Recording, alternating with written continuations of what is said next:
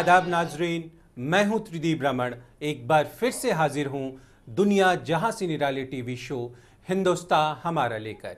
हिंदुस्तान हमारा यानी मुल्क के मुसलमानों की अपनी बुलंद आवाज़ मकाम में हम आज आगे बढ़ाएंगे प्रोफेसर एहतेशाम हसनैन की ज़िंदगी की दास्तां को। किरदार में आज बारी है फिल्म जेल में मनोज वाजपेयी द्वारा निभाए गए नवाब के किरदार की। अवाम में आज हम रूबरू कराएंगे सूफियान आलम से, जो अपने हौसलों की बदौलत अपनी मंजिल पाने की जद्दोजहद में जुटे हैं। आदाब नाज़रीन, मैं साइमा खान दुनिया जहां से निराले टीवी शो हिंदुस्तान हमारा में आपका इस्तकबाल करती हूं। हिंदुस्तान हमारा एक ऐसा प्रोग्राम है जो कौम की आवाज़ को एक नई बुलंदी देता है।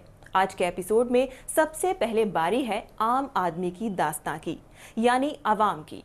अवाम में आज हम लेकर आए हैं क्रिकेटर सूफियान आलम को।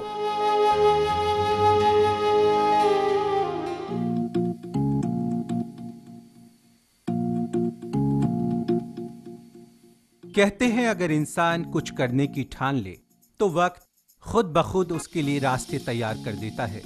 कुछ ऐसी ही कहानी है मोहम्मद सूफियान की। वो दिल्ली के अंडर 16 क्रिकेट टीम के मेंबर हैं और अपनी मेहनत और काबिलियत के दम पर अपने लिए एक मुकम्मल जहां पाने की जद्दोजहद में जुटे हैं। बिहार के कटिहार जिले के रहने वाले सूफियान 10 साल से दिल्ली में रहकर क्रिकेट की कोचिंग ले रहे हैं। उनके वालिद की चाहत थी कि उनका बेटा पढ़ लिख कर कोई नौकरी या रोजगार करे। मम्मी पापा चाहते थे कि पढ़ लिख के कुछ बड़ा आदमी बनूं। लेकिन उनके चाचा को सूफियान में एक रोशनी दिखती थी, कुछ कर दिखाने का जज्बा दिखता था और उन्होंने अपने भतीजे को उनका मनचाहा मकाम दिलाने की ठान ली। चाचा जान उसे अपने साथ दिल्ली लेकर आ गए और तब से लेकर आज तक सूफियान के क्रिकेट का सफर बदस्तूर जारी है।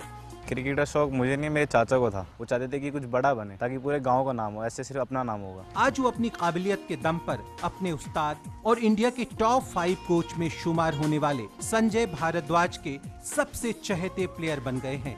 सबसे अच्छी बात क्या है कि वो एक तो नेचुरल प्लेयर है, अटैकिंग है, एग्रेशन है, जो एक खिलाड़ी में चाहिए। उनकी नजरों में उनके कोच न सिर्फ एक बेहद काबिल उस्ताद हैं, बल्कि एक बेहतर इंसान भी हैं जो हर लम्हा उनकी हौसला अफजाई करते हैं।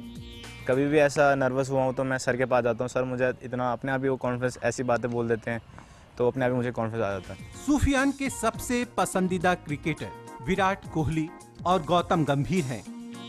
विराट भैया कभी अपने आप पर प्रेशर होने नहीं देते, कंटिन्यूसली रन पे रन बनाए रहते हैं। विकेट पे ऐसा लगता है कि अब रन बनने वाला बहुत, तो उनकी बैटिंग मुझे बहुत पसंद है। गौतम भैया ने, उन्होंने मेरी बैटिंग देखी बहुत बार, उन्होंने मुझे 2-3 बार नेट में बॉल भी डाला, उन्होंने उसी से देख के मेरे को बोला बहुत अच्छा खेलता है। इनके कोच का ख्वाब है कि सूफियान टीम इंडिया का हिस्सा बने। हालांकि टीम इंडिया के रास्ते इतने आसान नहीं हैं। इंडियन क्रिकेट एक बहुत बड़ा, जैसे एवरेस्ट होती है ऐसे है। भविष्य में तो मैं चाहूँगा कि ये देश के लिए खेलें। सूफियान आज अपने ख्वाबों में रंग भरने की कवायद में जुटे हैं। इनका मानना है कि आज वो जो कुछ भी हैं संजय सर की वजह से हैं। जो कुछ भी हूँ, जो कुछ भी खेला हूँ, जो भी मेरा नाम है, मेरे सर की वजह से ही है, जिन्होंने हमेशा मजहब और जात से ऊपर उठकर काबिलियत का साथ दिया है। मेरे सर हैं, वो सारे धर्मों को मानते हैं। कभी भी उन्होंने मुझे मतलब मुसलमान के से नीचे नहीं करा, हमेशा ऊपर रखा। उन्होंने यहाँ तक कि बोल दिए थे कि ये मेरे बेटे हैं। मेरे लिए यहाँ टैलेंट होना चाहिए। ना मैं किसी जाति में विश्वास रखता हूँ, ना मैं किसी धर्म पे ज़्यादा वो करता हूँ। सूफियान को इस बात का पक्का यकीन है कि एक ना एक दिन वे टीम इंडिया का हिस्सा जरूर बनेंगे। एक आम इंसान के हौसले से वाकिफ होने के बाद अब वक्त है सियासी गलियारों में दस्तक देने का और कुछ चुप सन्नाटों की तहकीकात का। वैसे सन्नाटे, वैसी आहटें ढूंढ लाने का जो आने वाले वक्त में किसी बड़ी खबर की शक्ल अख्तियार कर सकती हैं। तो लीजिए पेश है आज का मिर्च मसाला, यानी खबरों की खबर बनने से पहले की आहटें। कांग्रेस इस बात से हैरत में है कि उन बीजेपी लीडर से अलहदा केजरीवाल को दामाद जी के खिलाफ सारे दस्तावेज कौन मुहैया करा रहा है। जो भी दस्तावेज सामने आए हैं उनमें से ज्यादातर हरियाणा और राजस्थान में जमीनों की खरीद फरोख्त से जुड़े हैं। इन दोनों ही जगहों पर कांग्रेसी हुकूमत है। यह तो हुकूमत के मुखिया को ही मालूम होता है कि कौन सी जगह पर कौन सी डील हुई है। तो क्या इसे महज इत्तेफाक माना जाए कि यह मामला तब सामने आया है जब राजस्थान के वजीर आला अशोक गहलोत को हटाने की बात चल रही थी।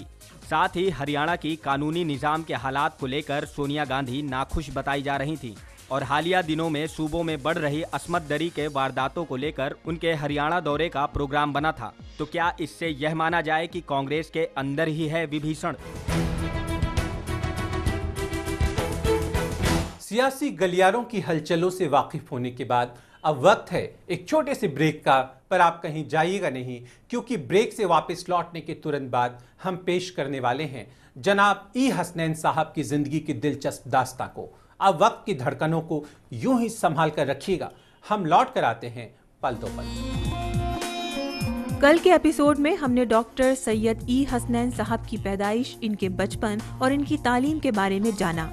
आज के एपिसोड में हम इनकी जिंदगी के दिलचस्प किस्से को आगे बढ़ाएंगे।